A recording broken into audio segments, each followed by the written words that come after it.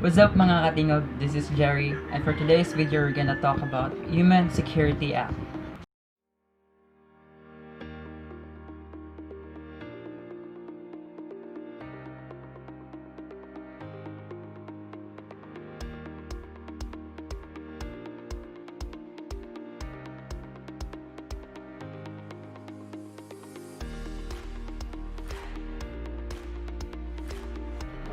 So what is Human Security Act? Human Security Act. It is an act to secure the state and protect our people from terrorism. It is approved on March 6, 2007 by President Gloria Arroyo. Under Section 2, Declaration of Policy, it is declared a policy of the state to protect life, liberty, and property from acts of terrorism. In the implementation of this policy, the state shall uphold the basic rights and fundamental liberties of the people as enshrined in the Constitution. Nothing in this act shall be interpreted as curtailment, restriction, or diminution of constitutionally recognized powers of the executive branch of the government. It is to be understood, however, that the exercise of the constitutionally recognized powers of the executive department of the government shall not prejudice respect for human rights, which shall be absolutely protected at all times.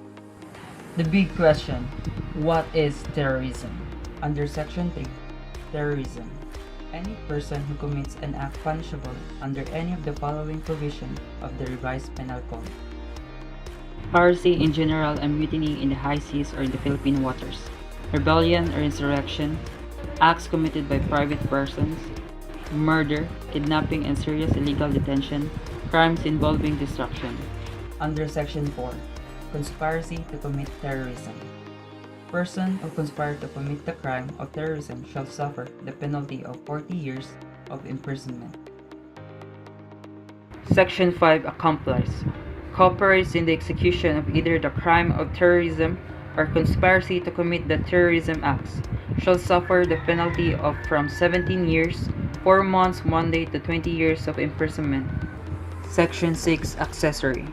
Any person who having knowledge of the commission of the crime of terrorism without having participated therein, either as principal or accomplice under Articles 17 and 18 of the Revised Penal Code, takes part subsequent to its commission in any of the following manner: assisting the offender to profit by the effects of the crime, concealing or destroying the body of the crime in order to prevent its discovery, assisting in the escape of the principal or conspirator of the crime shall suffer the penalty of 10 years and 1 day to 12 years of imprisonment.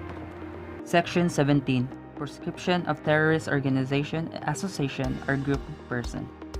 Any organization, association, or group of person organized for the purpose of engaging in terrorism, or which, although not organized for that purpose, actually uses the acts to terrorize mentioned in this act, and create a condition of widespread and extraordinary fear and panic among the nation.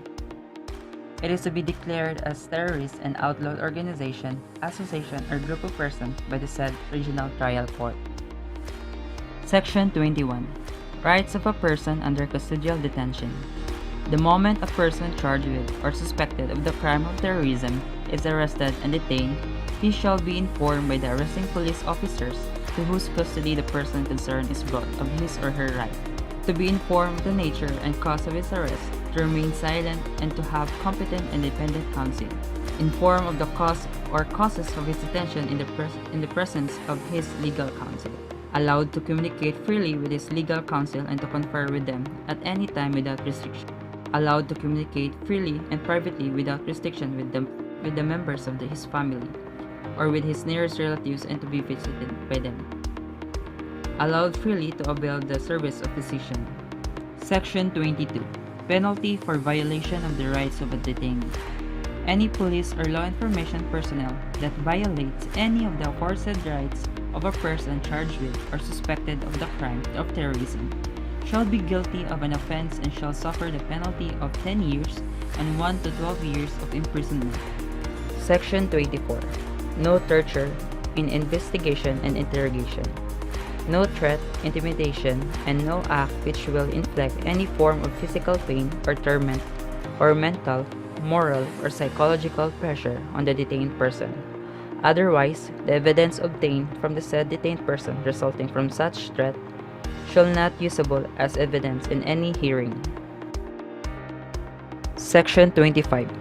Penalty for threat, intimidation, coercion, or torture in the investigation and interrogation of a detained person. Any person or persons who use threat, intimidation, who inflict physical pain or torment, or mental, moral, or psychological pressure which shall deny the free will of a charged or suspected person under investigation and interrogation for the crime of terrorism, shall be guilty of an offense and shall suffer the penalty of 12 years and 1 day to 20 years of imprisonment. Section 50. Damages for unproven charge of terrorism. Any person who is accused of terrorism shall be entitled to the payment of damages in the amount of 500,000 pesos for every day that he or she has been detained or arrested without a warrant as a result of such an accusation. Section 55. Role of the Commission on Human Rights. The Commission on Human Rights shall give the highest priority to the investigation and prosecution of violation of civil and political rights of a person in relation to the implementation of this Act. And for this purpose, the Commission shall have the concurrent jurisdiction to prosecute public officials, law enforcers, and other persons who may have violated the civil and political rights of a person suspected of or detained for the crime of terrorism or conspiracy to commit terrorism.